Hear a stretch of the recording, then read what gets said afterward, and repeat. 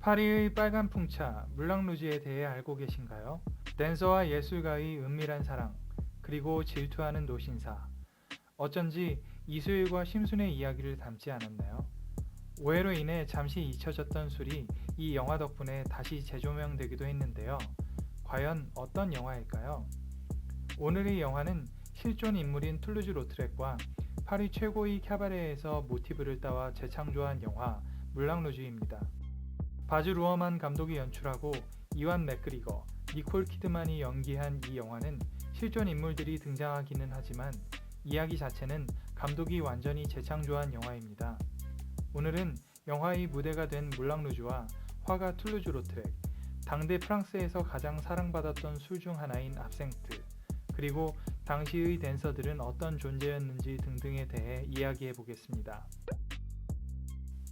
영화의 배경이 되는 물랑루즈는 현재도 영업을 하고 있는 업장입니다. 서커스와 오페레타 등의 화려한 쇼로 유명했고 매일 밤 펼쳐지는 공연 덕분에 당시의 최고의 명소로 유명한 곳이었는데요. 얼마나 유명한지 이후 에드워드 7세가 되는 대영 제국 황태자가 방문했던 기록이 남아있기도 합니다. 이완 맥그리거가 연기한 크리스티앙은 감독이 창조한 인물이지만 영화에서 극단 단장으로 출연하는 지들러는 실제로 이 물랑루즈의 창업자였고 니콜 키드먼이 연기한 사티는 역시 당대의 유명한 댄서였던 제인 에이브릴에서 모티브를 따온 인물입니다. 실제 역사에 있었던 인물들이 등장하지만 스토리 자체는 감독이 재창조한 것이죠. 당시 물랑루즈가 있던 몽마르트 언덕은 파리의 명소이자 세계적인 관광지였습니다. 영화 속 배경이 된 시절인 1890년대 후반부터 1900년대 초반까지는 유럽에 큰 전쟁이 없었던 시절인데요. 수십 년 전 발명된 철도가 유럽 전역에 설치되면서 수많은 사람들이 여행을 다니던 시기였고, 파리는 수많은 유럽 사람들이 목적지로 찾던 곳이었습니다. 물랑루즈가 특히 유명해지게 된 계기는 1900년도의 파리 만국 박람회 덕분이었는데요. 이 행사 이후로 물랑루즈를 비롯한 파리의 캐바레 문화가 유럽은 물론 전 세계로 퍼지게 되는 계기가 됩니다. 역사가 100년이 넘은 이곳은 이제 그 자체로 문화재가 되었고 요즘에도 팝스타들이 기념비적인 공연을 열기도 합니다. 영화 속에서는 조연으로 등장하는 툴루즈 로트렉은 아직도 물랑루즈 하면 떠오르는 화가로 기억됩니다. 영화에서는 존 레기자모가 연기했는데 난쟁이로 그려지고 있죠. 귀족으로 태어났으나 유전병과 사고로 인해 키가 작았던 로트렉은 물랑루즈와 댄서들을 소재로 많은 작품을 남기기도 했습니다. 당시 화가들이 술집을 배경으로 그림을 그린 경우는 많이 있습니다. 로트렉이 물랑루즈 하면 떠오르는 화가가 되는 데에는 물랑루즈와의 콜라보레이션이 큰 영향을 미쳤는데요. 로트렉이 이름을 널리 알리게 된 계기 중 하나가 바로 물랑루즈 홍보용 포스터 작업이었습니다. 또 당대의 톱스타였던 라굴레, 제인 에이브릴 등의 그림을 남기면서였습니다. 만약 2020년대인 요즘 서울의 어떤 클럽이나 레스토랑에서 화가를 고용해 홍보물을 제작한다고 하면 뭔가 어마어마한 프로젝트를 생각할 겁니다. 그리고 화가와의 콜라보라고 하면 대기업들을 연상하게 되는 것이 요즘인데요. 우리가 생각한 것 이상으로 당시 화가들의 주 수입원 중 하나가 바로 물랑루즈 같은 업소나 극장의 홍보용 포스터 및 간판 작업 등이었다고 합니다. 로트렉 외에도 클림트 같은 유명한 화가도 극장 공연을 위해 작품을 제작했고 살바도르 달리 같은 화가는 영화 제작에도 참여를 했습니다. 아직 전문적인 디자인 스튜디오에서 상업용 홍보물을 제작할 때는 아니었으니 생각해보면 당연한 거라 볼 수 있을까요? 로트렉은 출생 자체가 귀족 출신이기에 꼭 생계를 위해 포스터를 그리지는 않았습니다. 귀족이지만 신체의 장애 덕분에 아버지에게도 배척받았던 아웃사이더였기에 오히려 물랑루즈에서 소속감을 느꼈는지도 모릅니다. 그는 물랑루즈를 좋아했고 그곳의 여인들도 좋아했고 또 술을 많이 좋아한 사람이었죠. 실제로 포스터 작업을 진행한 뒤 그곳에서 술을 먹는 것으로 페이를 대신하기도 했다고 합니다. 당시만 해도 캉캉댄스는 사람들에게 어마어마하게 충격적이었다고 합니다. 당시 모습을 그린 사극을 보면 기본적으로 발목 정도 드러내는 의상도 잘 없던 시절이죠. 이런 분위기 속에서 강렬한 음악에 맨살을 드러내며 공연을 한다는 것, 그것도 술집에서 매일 밤 그런 일이 벌어진다는 것은 다른 곳에서는 볼 수 없던 풍경이었습니다. 이런 캬바레 문화를 세계 최초로 선보인 지역이 프랑스였고 그랬기 때문에 에드워드 7세도 황태자 시절에 방문하기도 했던 것이죠. 당시 댄서들의 상황은 상상 이상으로 열악했습니다. 사틴과 공작의 관계를 보면 왠지 오늘날의 연예인과 스폰서의 관계가 그려지지 않나요? 당시만 해도 이런 일들은 비일비재했습니다. 특히 여성 댄서들은 가난한 집안 출신들이 대다수였고 귀족들과의 만남을 꿈꾸는 케이스가 많았습니다. 로트렉 외에도 드가 같은 화가는 발레를 소재로 많은 그림을 남겼는데요. 무대 위의 발레리나와 한쪽 편에 서 있는 중절모의 신사는 알고 보면 그렇고 그런 관계인 경우를 토대로 그린 작품들도 꽤 있습니다.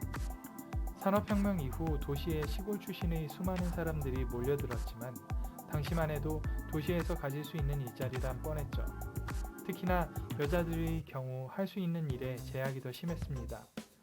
보통 어떤 집의 하녀로 들어가거나 공장이나 세탁소에 취직하는 것 정도가 보통이었고요. 제가 리뷰했던 미스터 셀프리지에서처럼 백화점이나 소매점에 취직하는 것 정도가 그나마 여자가 할 수 있는 고급 일자리였습니다. 열악한 노동 환경에 하루 종일 시달리다 보니 유혹에 이끌리는 경우가 있었는데 이런 유혹이 가장 많았던 곳이 바로 극장에서 일하는 여성들이었습니다. 사틴이 공작을 유혹해 한몫 쥐려고 하는 장면이 괜히 나오는 것은 아니죠. 생각해보면 패션 디자이너 샤넬도 이런 케이스 중에 하나입니다.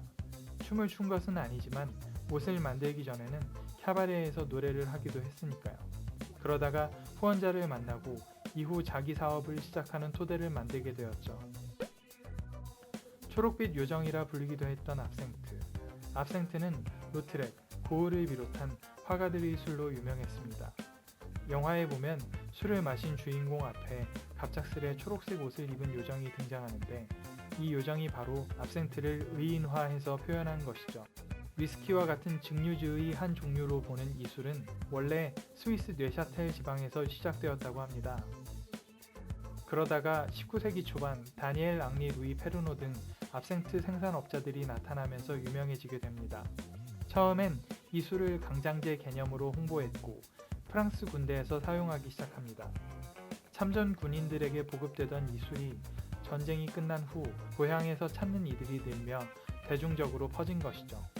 압생트를 사랑한 화가들의 이야기를 찾아보면 이 술이 싸서 화가들이 사랑했다는 이야기들이 많은데요.